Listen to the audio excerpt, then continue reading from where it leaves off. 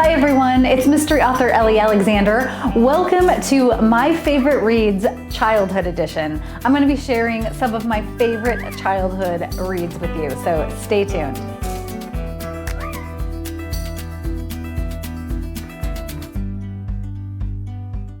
I'm so excited to have you here to chat all things bookish with me. This week, I am diving into my favorite childhood reads.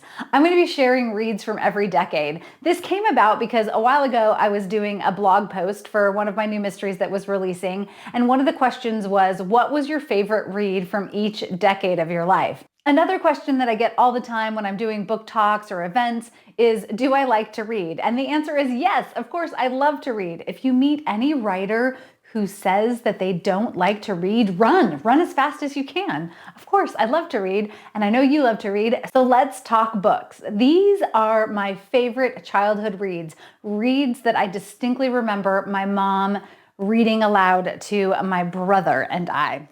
Okay, so one of my all-time favorite reads was The Lion, the Witch, and the Wardrobe by C.S. Lewis. I have such distinct memories of curling up in my parents' big, fluffy, cozy bed and my mom reading the Chronicles of Narnia aloud.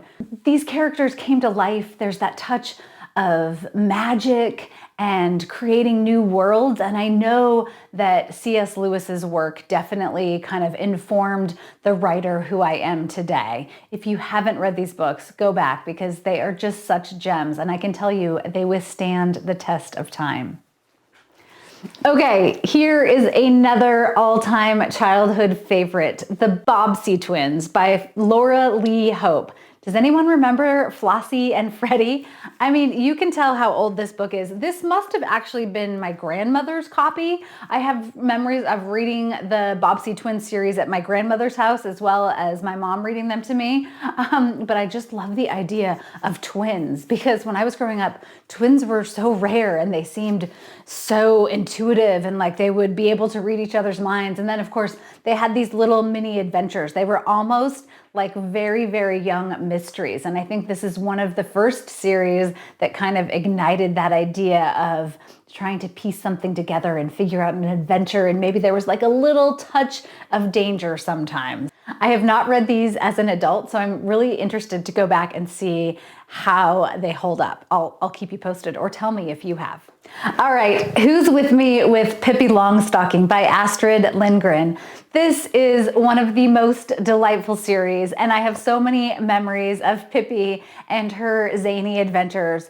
She was so mature, I thought, based on the fact that she was living on her own and getting herself to school and her crazy, awesome adventures. Also, my best friend growing up her parents were from Sweden and Denmark. So I had so many touches of the culture and that experience of Pippi just sort of being like a forward thinking, strong character, which again, I think really helped inform my writing too. Okay. I can't make the heart symbol while I'm holding up Betsy and Tassie, which turned into Betsy, Tassie, and Tib as the series progresses, by Maud Hart Lovelace. This is my second all-time favorite. I've got my number one on my lap, but I was so in love with these books. You get a touch of the Midwest. They were definitely historical, and so I always felt like I was stepping back in time. I would act out Betsy, Tassie, Tib with my friends, and they're a bit rarer. When I talk about childhood books with people, a lot of people didn't read this series, and I don't know why. So if you haven't read Betsy, Tassie, Tib, go find yourself a copy right now. I know that they are back in reprint because I own the entire collection now. All right, my number one favorite read as a child was none other than Little House on the Prairie by Laura Ingalls Wilder. I know many of you probably share my love for Laura and Mary and Ma and Pa and Carrie and all of their trials and tribulations of westward expansion. It's interesting because as an adult, I have a different perspective on some of what they experienced, but it's also that rich, real experience that we learn through the eyes of Laura telling the tales of her family. And I think that if nothing else, that idea of family comes through so strong in this series. And it's one of the things that I resonated with. And of course, it's just that sweeping epic of life on the prairie. Did you love these books too? Have you read them again as an adult? What are your thoughts? I would love to know in the comments below. I will also be sure to share links to all of the books down below.